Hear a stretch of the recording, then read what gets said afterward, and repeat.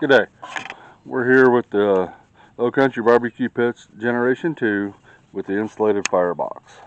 What we're going to talk a little bit today is fire management. Fire management means how to have the proper fire running in. Not only just this model, whether it's the Pecos all the way up to somebody's 1,000-gallon offset smoker. Offset smokers, you need to know how to manage fire in them. They're not supposed to be even all the way across. One side's supposed to be hotter than the other. Which that is this side, closest to the firebox, will always be hotter than this side. And there's a reason for it. You put your big meats that you want to cook lower and slower, take more time with on this side. You get creative, you want to make lunch. You could throw some sausages on here, or you get about an hour left into your cook and you want to cook some vegetables, you throw it in on this side. Alright, so with that said, we're about 250.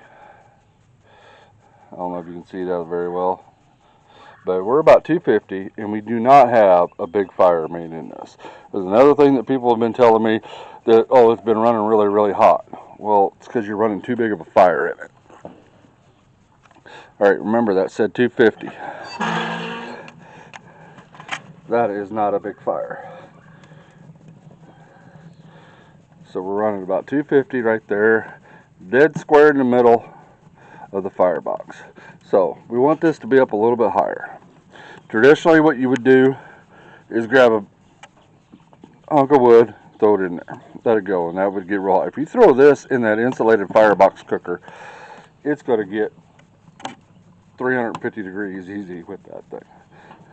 What I've been doing, and it's been working out great, I've done numerous cooks on these things. I've been taking my wood and splitting them down to mini splits. As you can see, they're not that big. Throwing them in there. So I want to get this up to about another 25 degrees. So I'm going to throw this little split in there. Ouch. And that's got to go since it's already going real good. It's already got a nice coals in them. I didn't even start it with that much coals. Maybe a quarter of amount of a charcoal chimney to throw in there to get it going. That is it. Fire management is critical on anything on an offset smoker.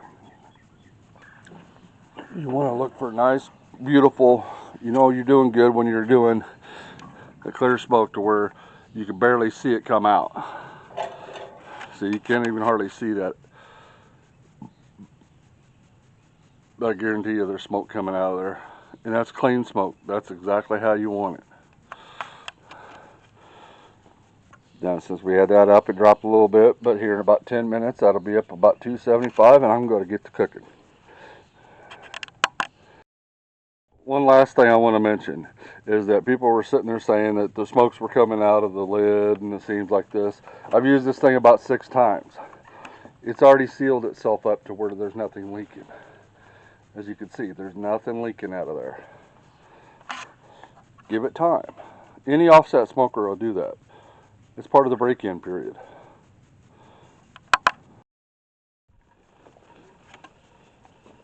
Alright, we're back on the Low Country Barbecue Pits G2.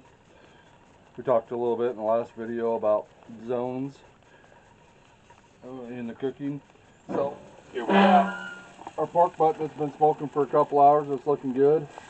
And over here on the hotter zone, we want to hurry up and throw these on here because we want to make some lunch while we're cooking. So why not take advantage of it?